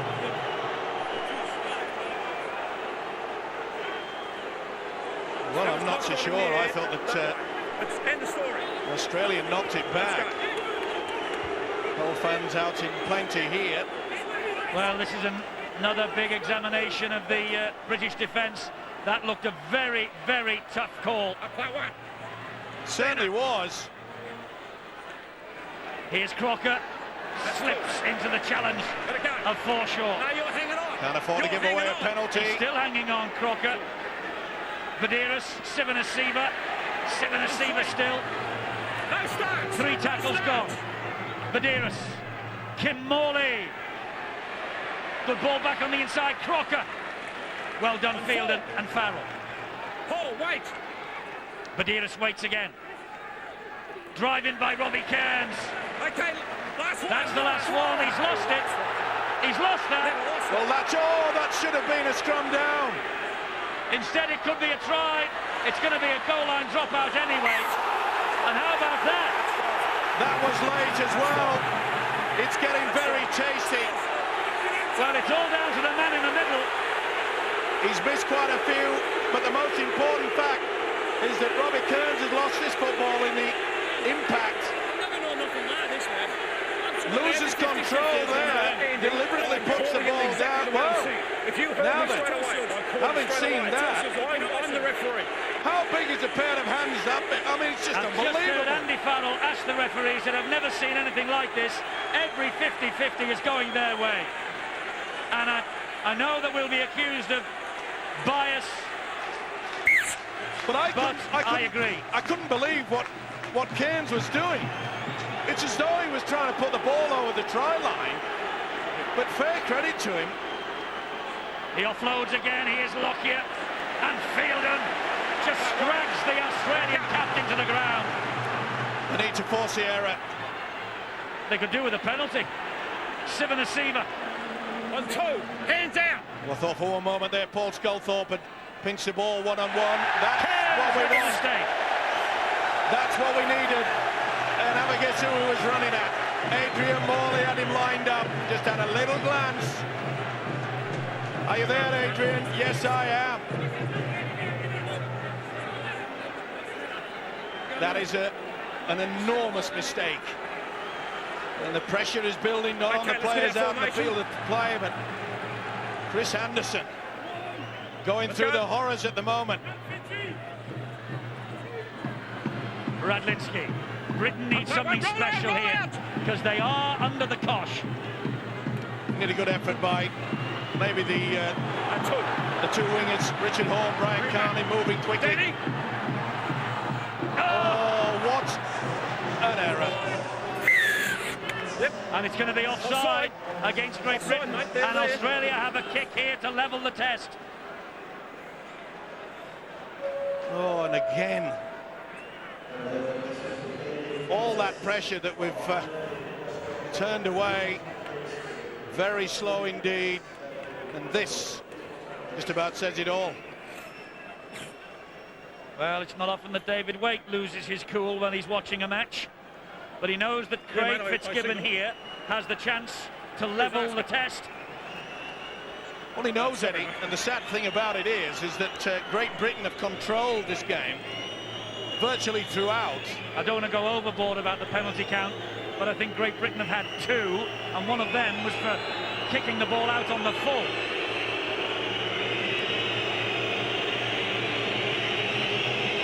Fitzgibbon, bang in front, 30 metres away. This for 20 all.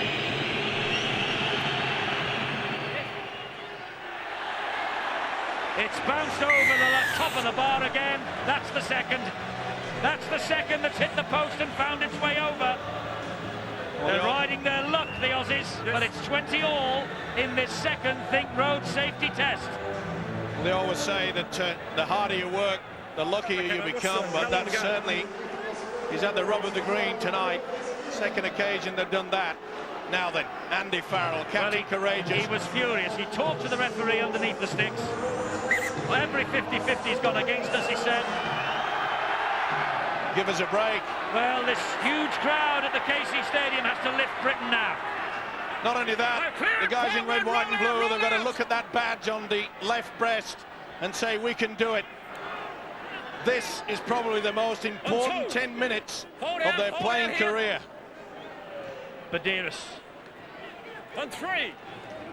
I don't think we've heard from Sean yet this half. Sean, this is a desperate time for Britain at the moment. Yeah, it is, Eddie. I say bring out the one-point specialist. Obviously, Paul Deacon, Andy Farrell, players like that can kick the ball. From Australia point of view, you've got Darren Lockyer, Brett Camorley, probably Craig Gower, so there's plenty of guys out there capable of putting a 1 point over, but you know, with nearly 12 minutes on the clock, there's still plenty of time here to win a game or even lose a game. You know, it's been amazing tonight, Eddie, the number of kicks that have challenged other people, whether it's been a poor kick and the other team scored off it, or whether it's been a good kick and the attacking team has scored from that. It's amazing how many things have come from kicks tonight, and I'm sure we haven't seen the end of that. Good move to bring Senior down the middle. Here's Sculthorpe. Sculthorpe gets the ball away. Morley! Looking for support, a little bit late, second phase. Sculthorpe, wide it goes. This is Fielden. And Australia forcing back, 10 metres away. I'd be looking for the field goal, drive to the 6. It's with Deacon. Here is Farrell. Now Keith Senior and Connolly. Connolly can't get away from Craig Wing. They've got to drive towards the sticks there. They've got Deacon. He's a 1 point specialist. They've got to make sure they're in a good position. Well, that is the last one. They're not far away from the post now. It's back to Deacon. They knew he fancied it. They've gone wide, Britain, with Forshaw. Great defence. Great defence. We should have gone for it, and David Waite knows it. With just over 10 minutes remaining, we should have put the nail in the coffin. We may regret that. Here is Matt Singh. Well, David Waite will be absolutely disgusted at the fact they've thrown that opportunity away. He's got to get the message out. If you get the other chance, another chance, you've got to go for it. And I must say that if it stays at 20 points apiece, with the Australians winning the first test, they will retain the Ashes. That's brought a bit of silence. Sivanasiva, good defensive effort from Britain. So a one-pointer could be so vital. Kimorley, kick. I know the Australians won't turn down the offer. Well, now they look for the mistake from Radlinski and co. Gower leading the chase. And I'm sure Great Britain realise all the players out in the field of play, they must be aware that a draw is not sufficient. Carney. It may be good for their ego and their pride, but it will not bring back what we want. That is the Ashes trophy. 59 was the last time we won on home soil, 1970. Good offload by Forshaw. Morley nearly went without it. But the Australians now tackling like demons. Here's Deacon. And here's Sculthorpe. And wide it comes to Connolly. Connolly can't get away again from Craig Wing. This is the last tackle. We never played that right. We never played it at all, lost control of it. When really we needed to be able to put the pressure. That kick should have been done correctly. Loses it here. And he's only himself to blame. There was no one applying the pressure. Unforced error. Well, Australia now will try and roll forward into British territory, and they could go for the one-pointer. Badiris, Fitzgibbon. 1-2. Roll away! Pretty far way out now. Probably Still haven't seen Sean Long tonight, have we? Mason. And Britain with 4 changes left. Hands out, and only 8 minutes of the match remaining or thereabouts. Here's Kimorley. Simpson is tackled by Newton. Quick play the ball, Badiris, Kimorley starting to come dangerously into it again, as is Lockyer. Ball's back knocked to down. 6 to go. Kimorley. And Morley gets to him. Interesting to see where the Australians maybe just drive 2 to the sticks and go for the 1 point early. Well, here's Willie Mason. It'll be up the jumper time now. Will it be Kimorley that takes it, or will it be Gower? It's Webke. And Webke trying to run through Fielden. They're now 10 metres away. That's the second tackle. They have plenty left. Badiris, Willie Mason to drive it into the line. Mason. They're a long way from the sticks. They're quite confident of maybe getting over the whitewash. Badiris inside to Kimorley. Quickly closed down by Morley. He wondered where it was. It was a number 12 British bus. This is Badiris. Well, he's gone the wrong way. They've got away from the post. Badiris, Kimorley. Kimorley dabs the ball over the top again. And Radlinski runs it back into the field of play. Went down the blind alley. Surprised me that the Australians turned away the opportunity to go for that 1 point. They need something special now, Great Britain. Listen to this crowd. They're lifting them. And can Senior provide it? He's got Horn outside him. Should have looked for the winger. Will this be a penalty? No, Manda is turning to one side. Play on. Richard Horn takes it through. Can we get into a position? Waite will have got the message out. Great Britain player, I think it's Richard Horn that's down in back. Senior is it in back play. That was Morley driving it in on the last. It's a long way out. Will they opt for it? They're trying to close Deacon down, so he comes wide to Sculthorpe. It comes further wide to Connolly, and the kick only finds its way to touch. Well, at least they're in a good position to apply equal pressure, maybe just force the area, and that's what they're thinking about. Great Britain need a break. Yeah. And Senior has a problem with the right arm. What's happening? Let's not think that could be a bad one as well. You talk about break, Eddie. Let's hope that that is not a broken arm. He's in a lot of pain, is Keith Senior. And here is the winger, Matt Singh. I'm right, aren't I? Sean Long has not been on the field yet. Not yet. Oh, the break is on. It's Ricketson who goes wide and finds De Beer. Should have passed earlier. Ricketson there, the loose forward. Had De Beer.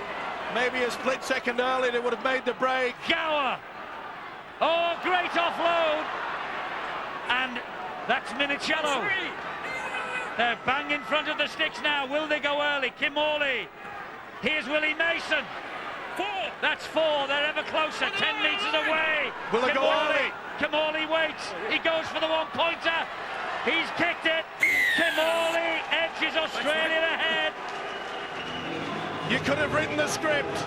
We should have been doing that 4 or 5 minutes earlier. They went early. They didn't wait until the last. And this man, Kamali, is becoming a nuisance. Okay. Yes. Well, if they want to give the Alan Prescott medal to man of the series early, give it to Brett Kimorley. It's gone short. Knock back, that's fine. Knock back, and Crocker tidies up the danger for the Aussies. Great Britain need a miracle now, and they have conceded a penalty.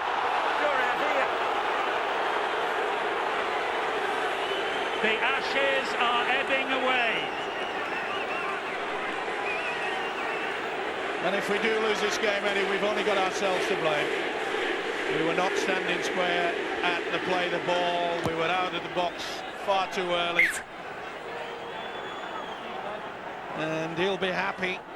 The fans here, majority anyway, there's quite a lot of the Kangaroo supporters over for this match, quite a few tours. And they'll be enjoying that 7-2 penalty count against Great Britain. Well, Tim Mander won't be on the Christmas card list, that's for sure.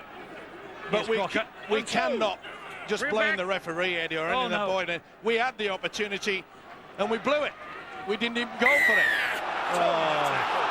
Well, he is now getting on everybody's nerves, including Jamie Peacock. Straight out. Well, it's one-on-one, but you could see there Sculthorpe just had it out there. Sculthorpe came in late. It's a split second, just. Came in high as well. He's worked hard though, Willie Mason. He's provided. Tim Mander, the referee, and here's Long. Well, I'm sorry, 3.5 minutes to go. What can Long do? He'll have to produce a miracle. And he's going to come on, I think, for Keith Senior. But I don't think Senior wants to come off, but his arm looks in serious trouble. Well, to be fair, David Waite wanted to back his choices, stay out there. Well, it's a last straw, the guys. The substitutions, Steve, are a vital part of the game. Yeah, of course they are. Fitzgibbon then with this penalty. If this lands, Britain have to score a try. They have to score a try. Phenomenal, this fella.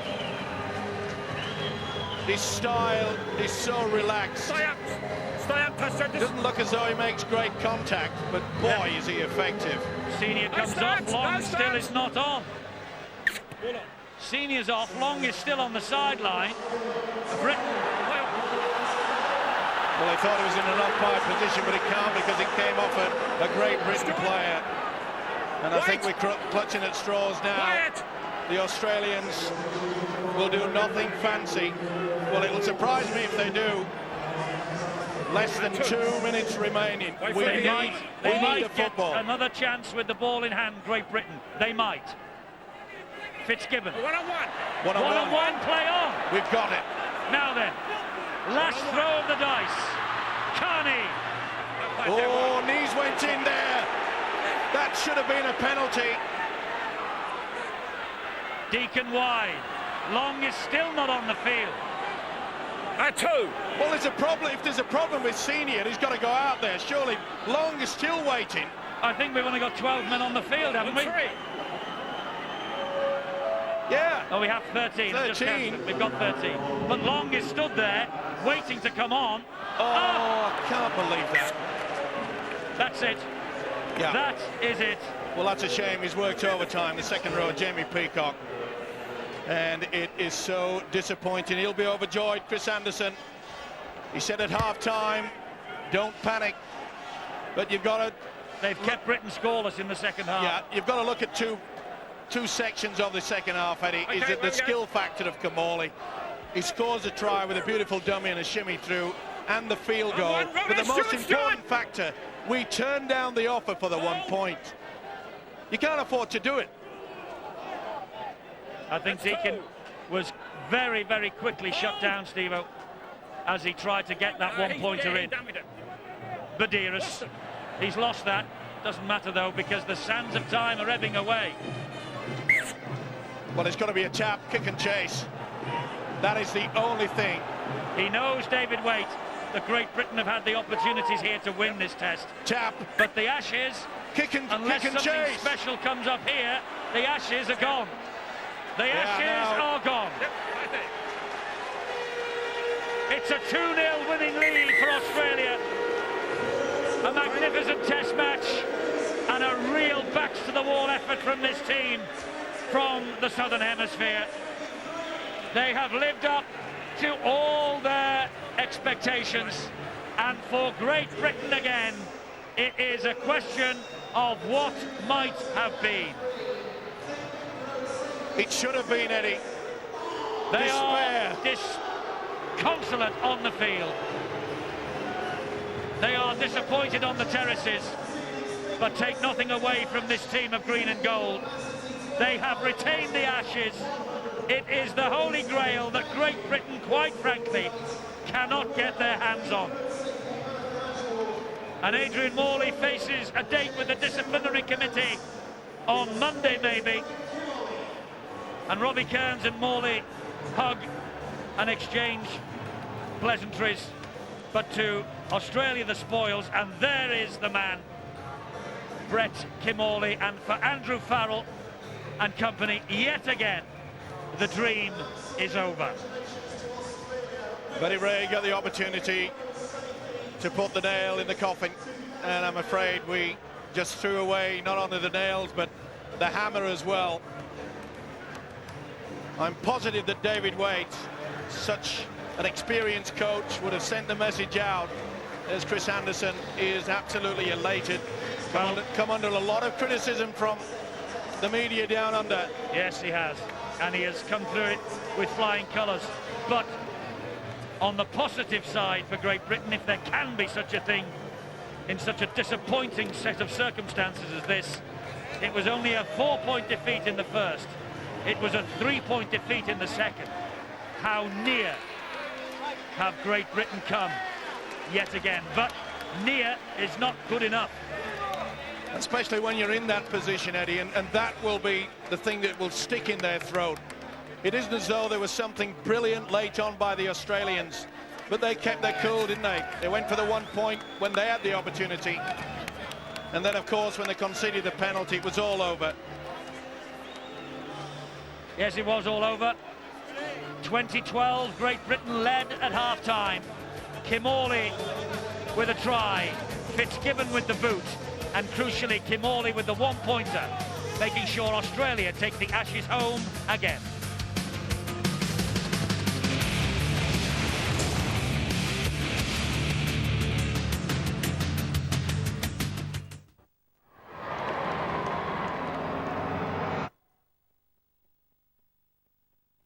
Tomorrow, Sky Sports 1, after the euphoria of Turkey. England have done it.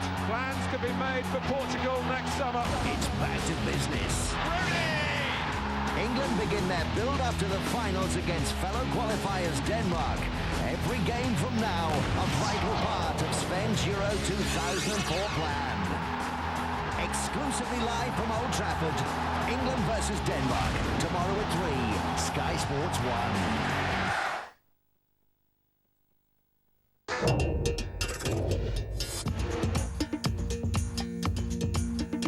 Powered by the International Engine of the Year.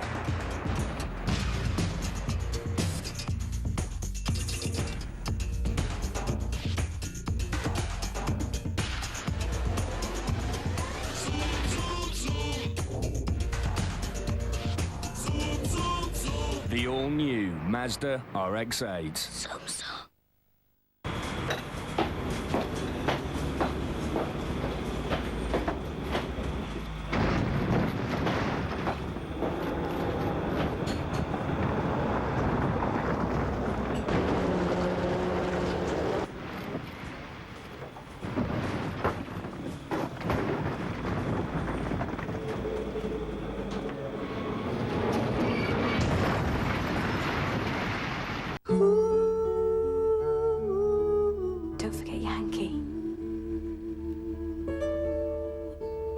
0800 975 7000 and give £2 a month to Cancer Research UK so that more people can stay together longer. There's a surprising secret to gorgeous hair, according to Cosmopolitan.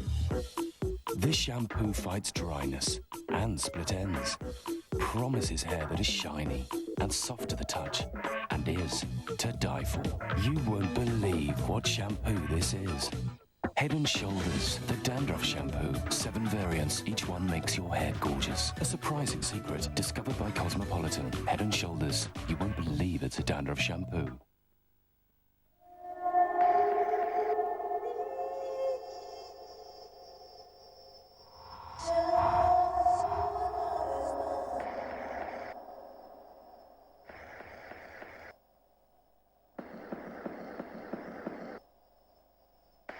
I ask myself, why did God take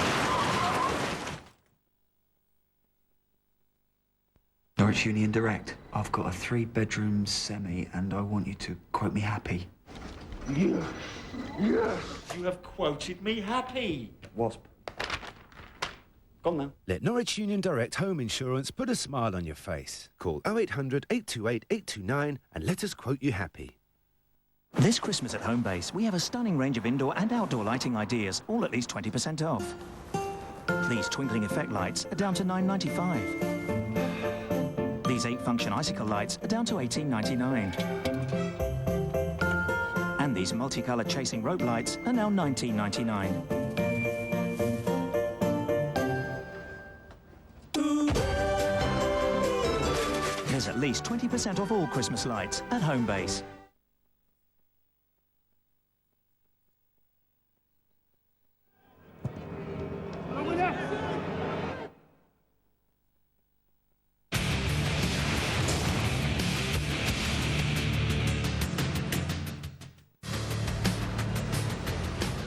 Well, the battle for the Ashes is over. Great Britain have lost by 23 points to 20.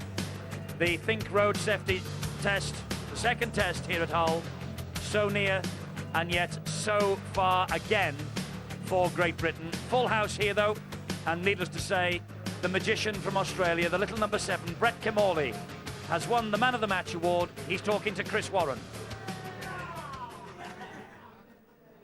Brett, an amazing performance. The boys are coming through the tunnel right now. A big effort. You've won the Ashes. How do you feel? Yeah, no, mate, it's a great feeling. Mate, we had our backs up against the wall today. There's an enormous amount of character in this side. We showed it last week. You know, a physical game. Today wasn't overly physical. It was probably played a bit different. But, mate, we come over with a point to prove. You know, a few injuries in Australia, and a lot of us had a chance to play at this level, and I think we all grabbed it really well. People were talking about you filling in for Andrew Johns. You've done that just so well. For a man that didn't train all through the week with that thigh injury, maybe you shouldn't train each week. No, I don't know about that. The fitness wasn't good. You know, first time I ran it, felt like I'd run a marathon. But you know, my little emu brother here kept me fit all week, and no, mate, it's good. The leg feels awesome. How does this compare with some of your other achievements in the game? Oh, mate, to play for your country, it's the best. You know, and like we did it today, we're up against the wall probably in 2 tests. You know, no one gives us a chance, and the Poms thought they were really confident. Really, you know, this was their year to beat us. So, you know, we've got a lot of character in the boys, and Abe's brought that together through a few sessions before we got here. But I think we showed a few people tonight. It was important in the second half that you minimised your mistakes and kept the ball away from Great Britain. You did that. It was a patient display. You knew you'd get there in the end? Oh, I think last week showed that. You know, we were probably about being patient and wearing sides down. So, you know, that's probably where our game still, you know, it's the way we play back home, so it's the way we're going to play when we got here. So, mate, today was good. You know, we did that really well. Second half, I thought we were great. Well done, Brett Kimmorley, man of the match. A great performance from yourself. Chris Anderson, a big performance from yourself. You've now equalled the feats of Frank Stanton, Bob Fulton. You've won 2 Ashes series on foreign soil, plus a World Cup now. Keep him as coach, says Brett Kimmorley. You're smiling from ear to ear. Yeah, it was a great win. You know, we came over here. People back home didn't give us a great opportunity to win this game. We had some injuries on tour. But the blokes just showed a ton of spirit and a ton of character on the game of the 2 games. Today was another great game. I was on the edge of my seat the whole game. We led them into the game in the first half, and they played some really good football in the first half. They stretched us a few times, but I just think we stayed patient in the second half, and we came home very strong. Chris, what would you say? I mean, you've read for weeks now that this is the weakest, perhaps, touring team to tour ever. I mean, what would you say to that now?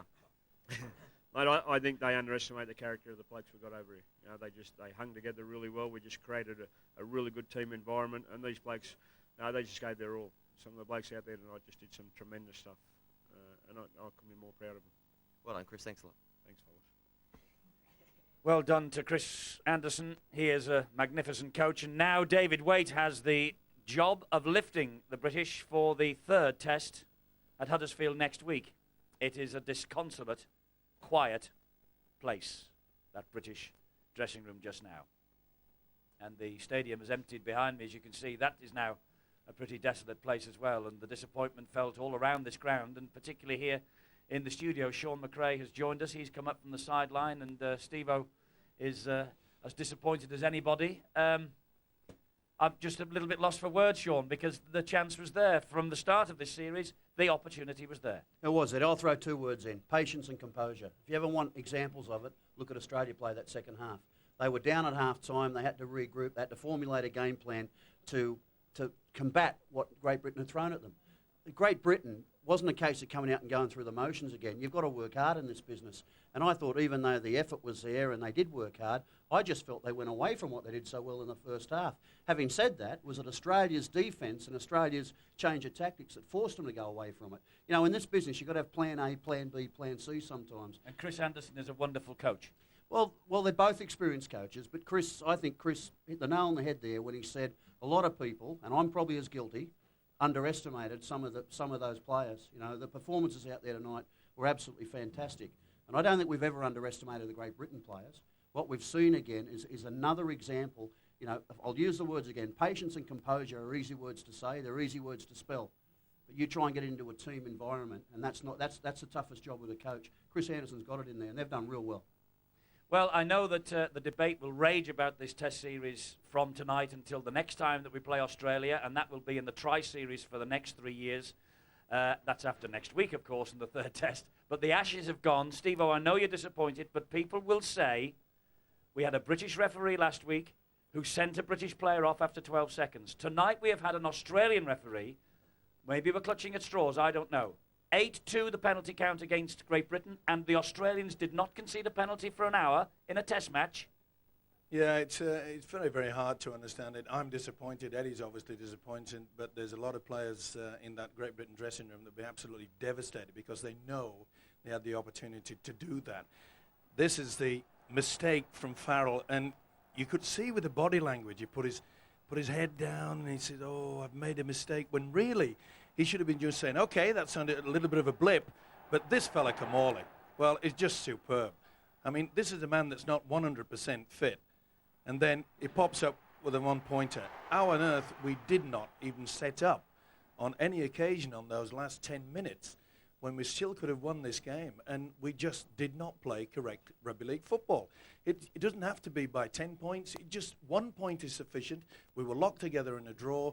We never, ever one set up for the one-pointer. Why? I will never, ever know. Maybe David Waite can tell us. Well, maybe he can. He's waiting to talk to us now. He's with Bill. A couple of questions, maybe. Why did Britain not go for the one-pointer? What happened to Sean Long in the second half? He was a substitute who was never used. Bill, it's all yours. David, what's the view of that performance and that result? You look at people's faces, you know what the view is. They're very, very disappointed with the result. We didn't come in to lose. What about the second half performance? First half, you must have been happy with the way things were at half-time anyway. You don't win games of football in the first half.